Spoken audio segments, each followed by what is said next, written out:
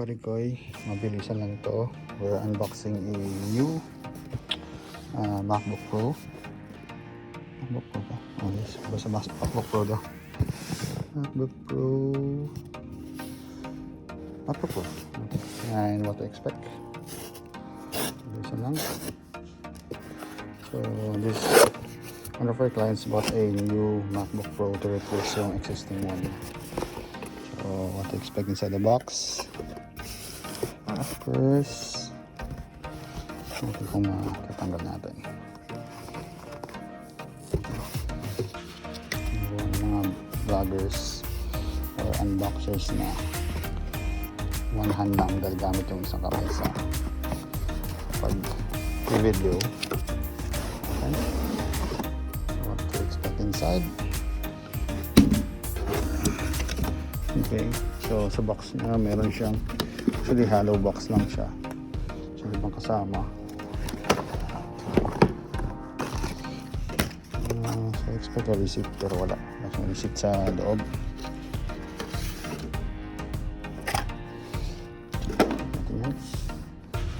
And there we go. Next.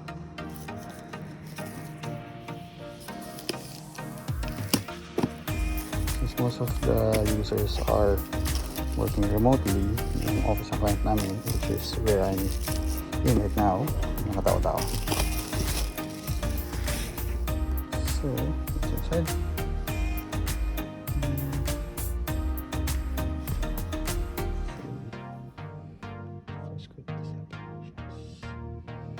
Anyway, while doing this, I'm actually doing another task for the same client, which is what I need to do is actually get a time machine copy of 6071, then move it here.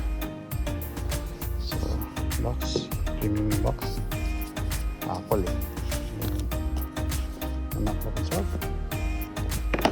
Okay, includes a USB-C Thunderbolt cable, high speed, plus power adapter. Okay. And this one's USB-C as well. 65 watts, 65 or 70 watts, 61 watts. So,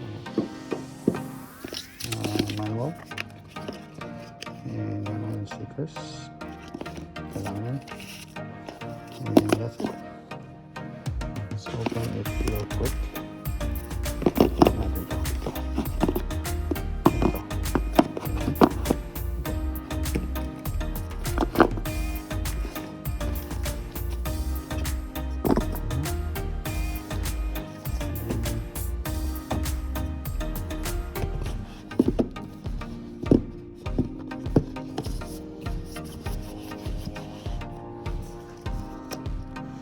Ano ko yun? Ako. So, ganito paka-package. Isasabi talagang premium. So, talagang premium siya. So, there you go. So, actually identical. If I'm not mistaken. Wow. Same specs there, which is i5.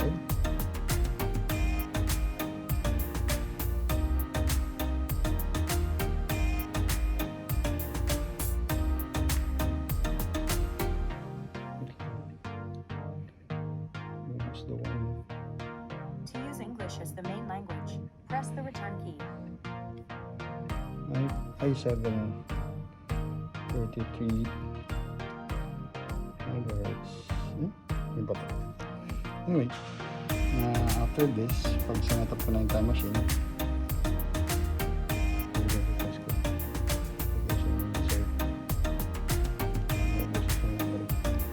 anyway, that's it for now. Be back for another unboxing next time. See you. Boom.